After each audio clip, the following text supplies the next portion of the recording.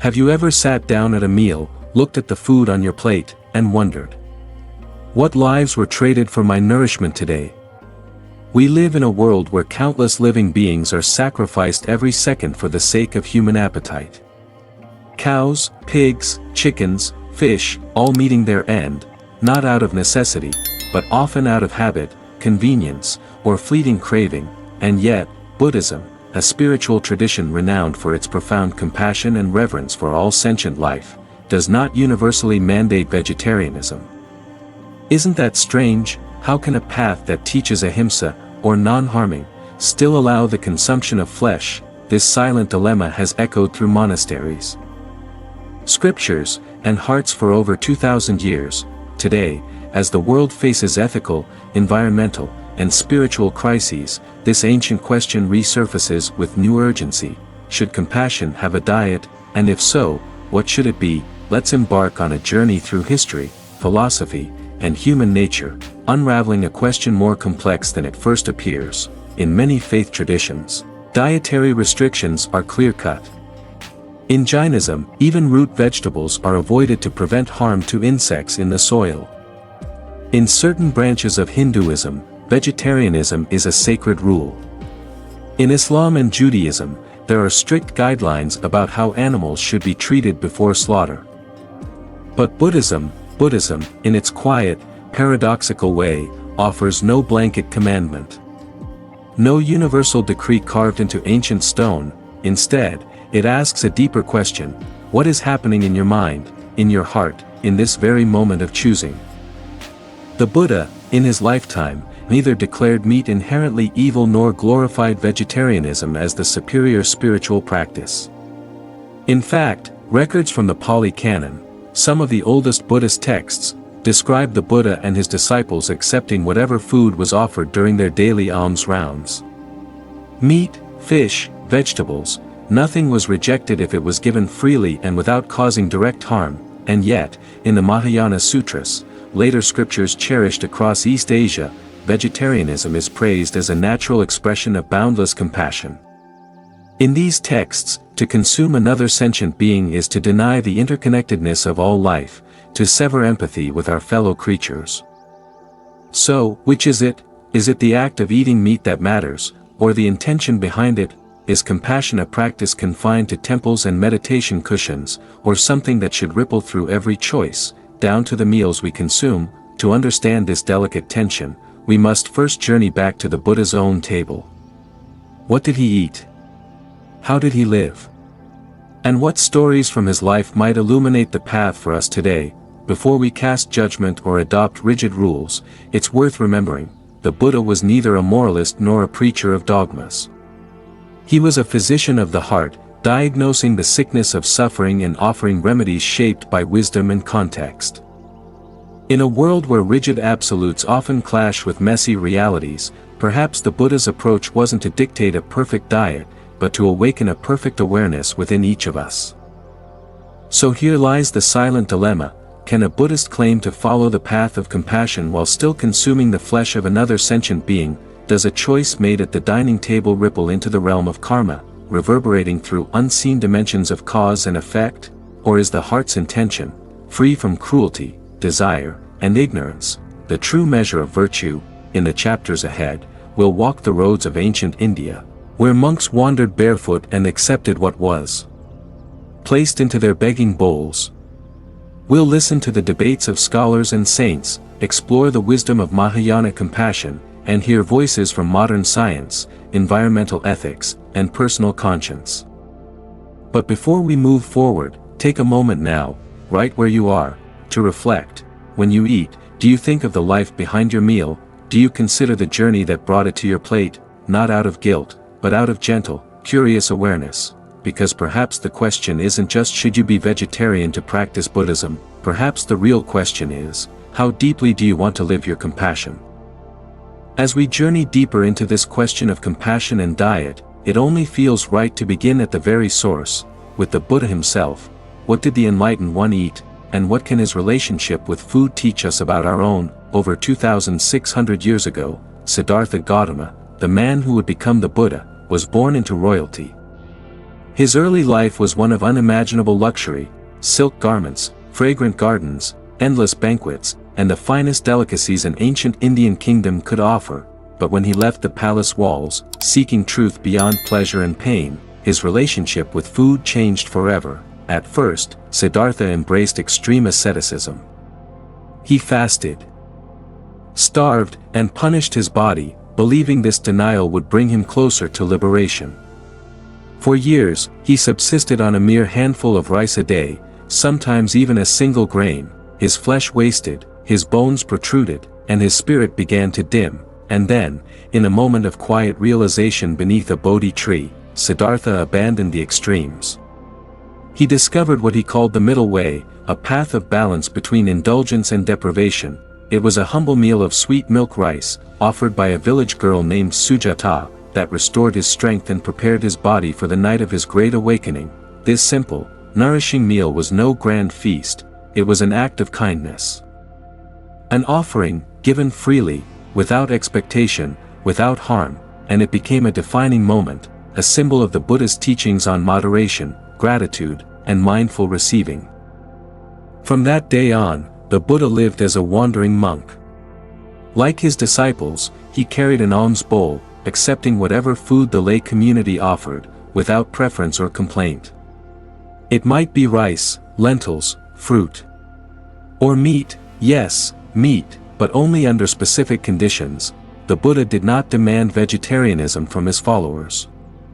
Instead, he laid down a teaching known as the three pure meats, which we'll explore in the next chapter. For now, it's important to understand why. You see, for the monks of ancient India, begging for food wasn't just a means of survival.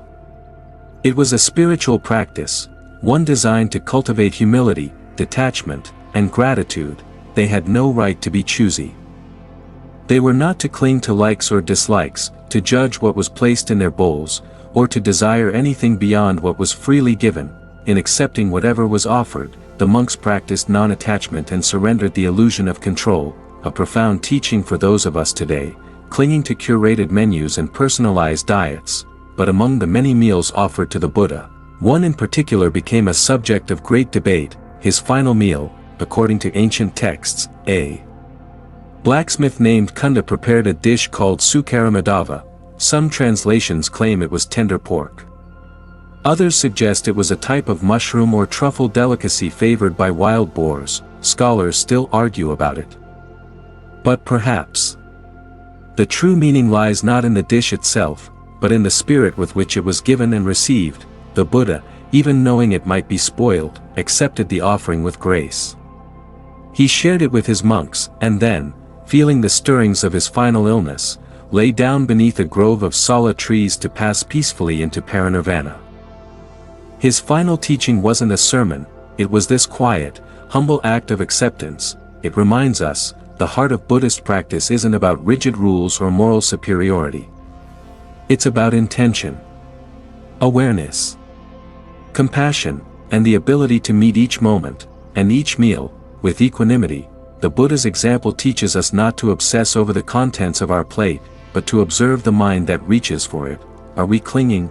Are we numbing ourselves? Are we taking more than we need, or causing harm we refuse to see? The Buddha never taught his followers to worship him. He taught them to know themselves, and even in the simple act of eating, that wisdom echoes, as we prepare to explore the three pure meats in the next chapter, those special circumstances under which meat was considered acceptable. Let us hold this reflection close. It's not always what we consume, but why, and how. In a world of endless choices and consequences, perhaps mindfulness at the table is one of the simplest, yet most profound, practices we can offer. So now, let's step deeper into this ancient teaching. What were the Buddha's rules for consuming meat, and how do they reveal a wisdom about ethics and intention that still speaks to us today?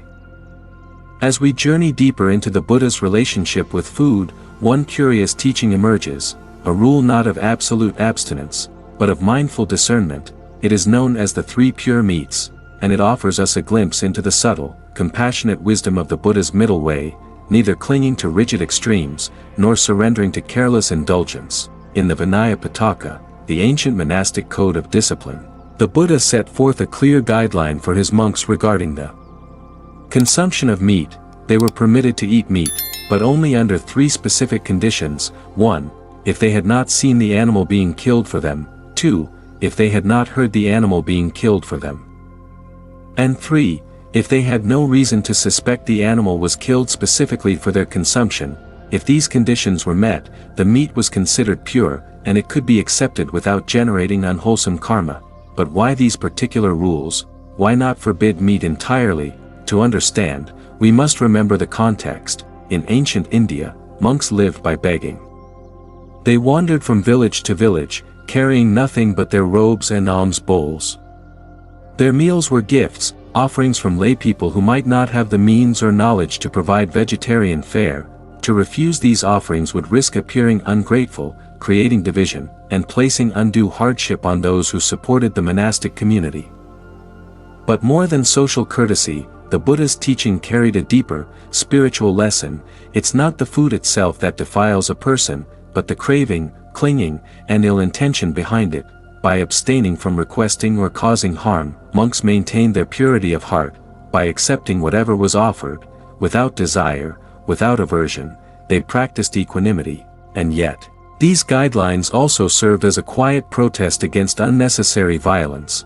They subtly discouraged the intentional killing of animals for monastic consumption. If a butcher knew his kill would not be accepted if done for a monk, it might stay his hand. In this way, compassion was woven into the very fabric of daily life. Not through harsh commandments, but through mindful, ethical restraint. For modern practitioners, these ancient rules spark a profound question: how often do we, in our convenience-driven lives, turn a blind eye to suffering caused on our behalf? We may not wield the knife, or hear the cries, or see the blood, but does that absolve us of responsibility?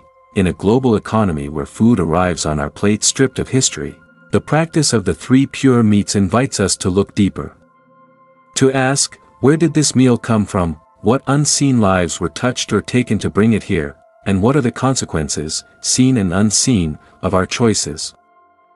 It's not about living in guilt or adopting impossible purity. It's about awakening to our interconnectedness. The Buddha's teaching wasn't about labeling food as inherently good or bad. It was about cultivating a mind that moves through the world with care, curiosity, and compassion. A mind that recognizes every meal as part of an infinite web of causes and effects. A mind that pauses before each bite and asks, am I eating with awareness? With kindness? With gratitude?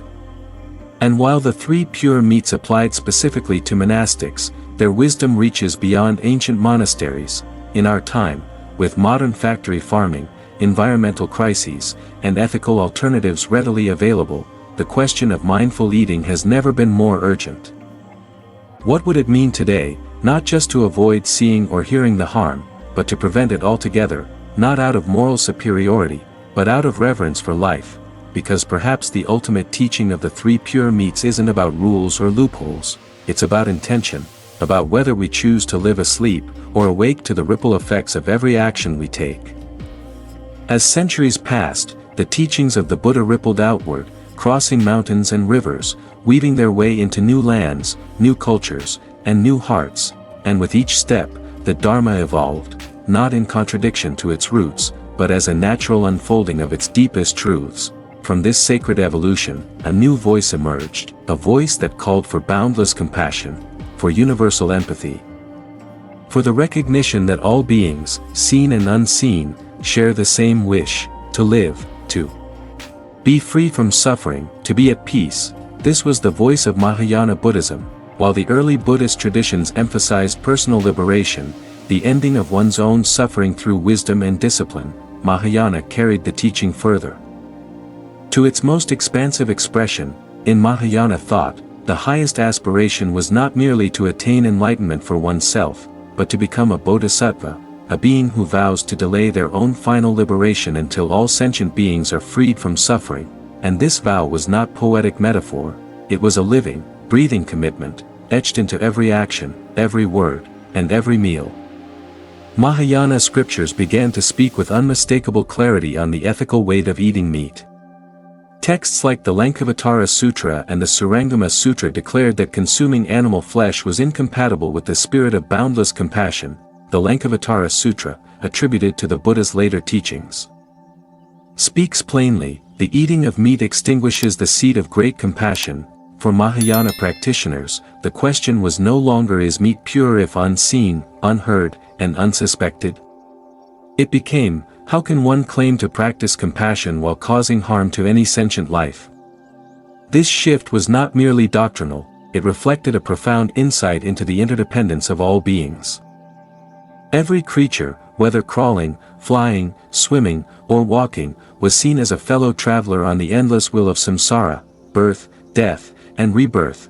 To harm another was, in essence, to harm oneself. To sever a life was to fracture the delicate web of existence that holds us all, and so, vegetarianism became a spiritual practice, not just of health or morality, but of sacred empathy.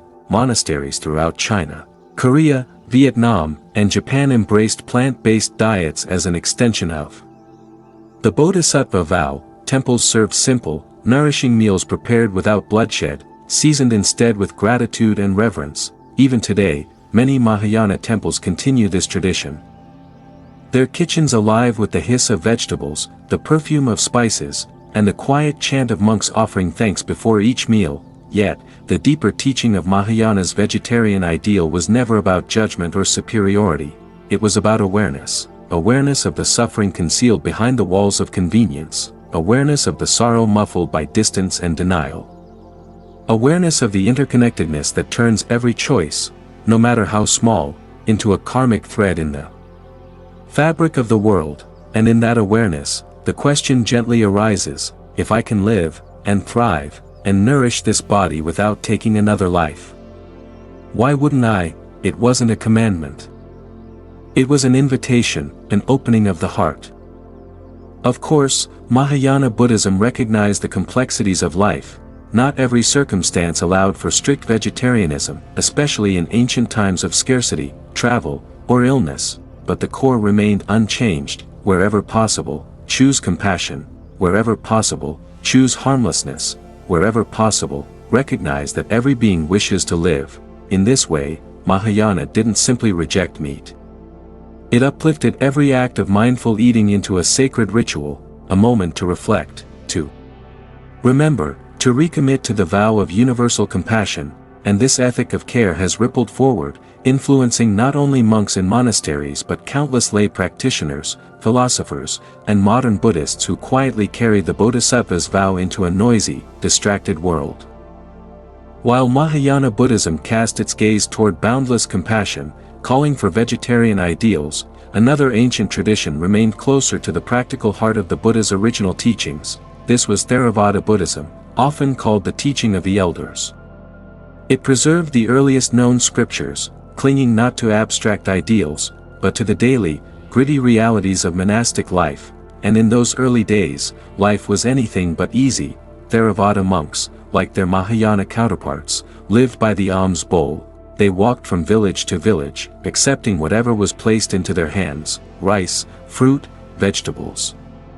And sometimes, yes, meat, but here's the crucial difference. In the Theravada tradition, what mattered wasn't what was eaten, but the mind with which it was received. The Buddha himself taught that it's not the substance of food that taints a person, but greed, hatred, and delusion. As long as a monk did not see, hear, or suspect that an animal was killed specifically for them, they could accept it.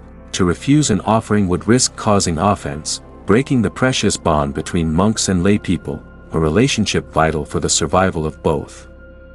In the Pali Canon, a layman named Javaka once questioned the Buddha directly about meat eating. The Buddha's response was measured, clear, and deeply human. If it is not seen, heard, or suspected that the being was killed for one's sake, then the meat is permissible.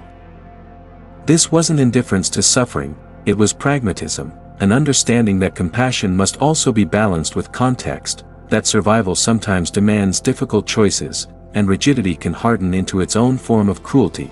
For Theravada practitioners, the focus remained on detachment.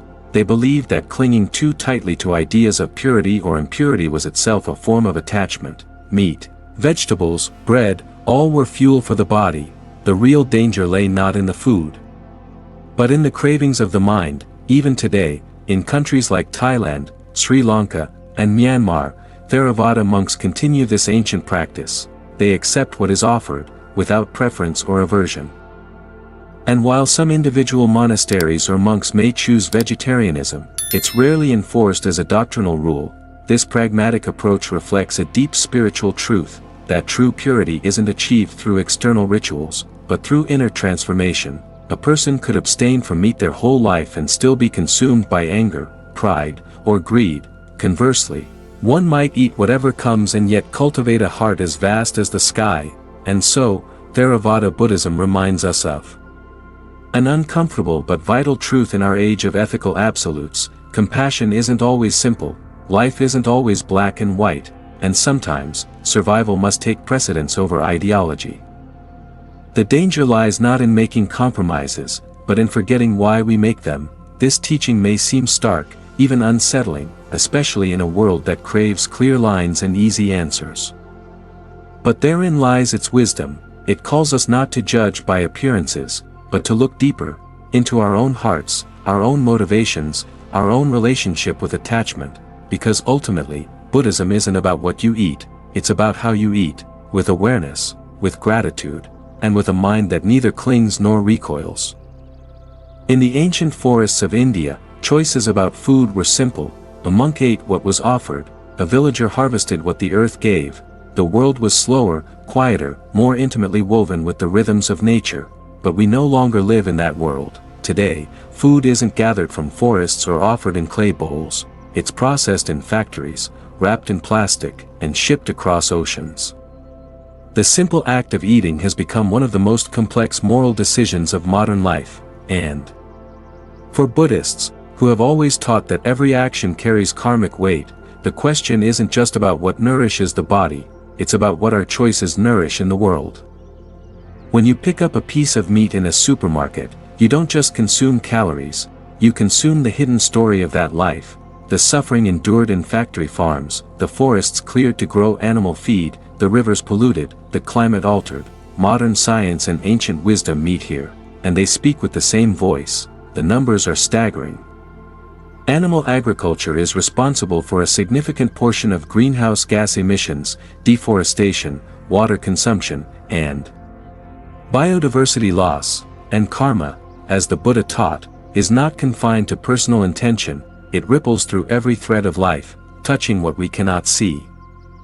The karmic consequences of our diets are no longer isolated to a single life taken, they echo through entire ecosystems, affecting millions of sentient beings, human and non-human alike. And so, in recent decades, a growing number of Buddhist teachers, both in the East and the West, have begun urging practitioners to consider not just the compassion of abstaining from direct harm, but the larger web of consequences our modern diets weave.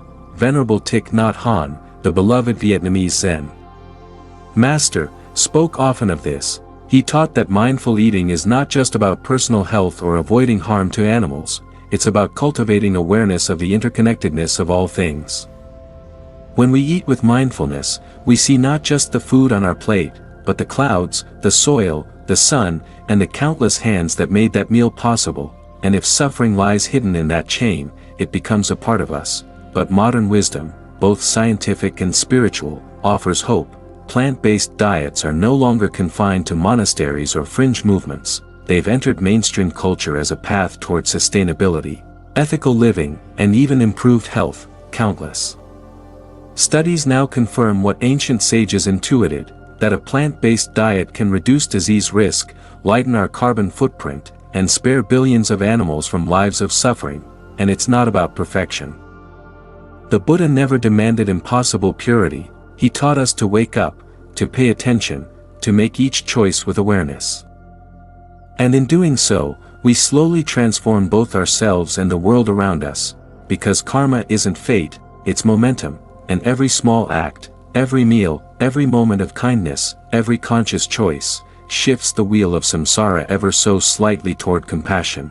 For Buddhists navigating the modern world, the plate has become a powerful place of practice, a daily opportunity to reflect. What am I nourishing? What am I perpetuating? What kind of world do my choices create? It's not about rigid rules, but about cultivating a heart that's awake to suffering, and willing to make changes where it can. Even the smallest gesture, choosing a plant-based option, skipping a meal of meat, offering gratitude to the life that sustained you, plant seeds of wisdom in the soil of the world. Here we stand, at the crossroads of ancient wisdom and modern life. After journeying through the Buddhist teachings, Mahayana's call for universal compassion, Theravada's grounded pragmatism, and the urgent truths of our environmental crisis, we arrive at a simple but profound question: what will you choose? Buddhism does not demand perfection. It does not impose rigid rules or cast judgment on your path. Instead, it invites you to look deeply, to listen to your heart, and to act with kindness. Whether you eat meat, vegetables, or somewhere in between, what matters most is your intention. Are you mindful? Are you compassionate? Are you aware of the ripple effects of your choices? Every meal is a chance to practice awareness, to honor life, to cultivate gratitude. For some, this means embracing vegetarianism or veganism as a natural extension of their practice, a daily vow to reduce harm and embody the bodhisattva ideal. For others, it means practicing moderation, gratitude, and mindful consumption, recognizing the complexity of life and the importance of balance. There is no one-size-fits-all answer. There is only the path you walk, step by step. In the end, Buddhism teaches us that true compassion flows from an awakened heart. It is not measured by the food on your plate, but by the love, respect, and awareness you carry within. So, what will you do with this knowledge? How will you honor the silent lives that nourish you? How will you weave compassion into your daily routine? If this journey has touched you, inspired you, or made you think, I invite you to share your thoughts below. Tell us about your own path, your questions, your challenges. And if you want to explore more Buddhist wisdom, hit that subscribe button and ring the notification bell. Together, let's grow a community rooted in kindness, understanding, and mindful living. Remember, every choice, no matter how small, creates ripples. May yours be waves of compassion.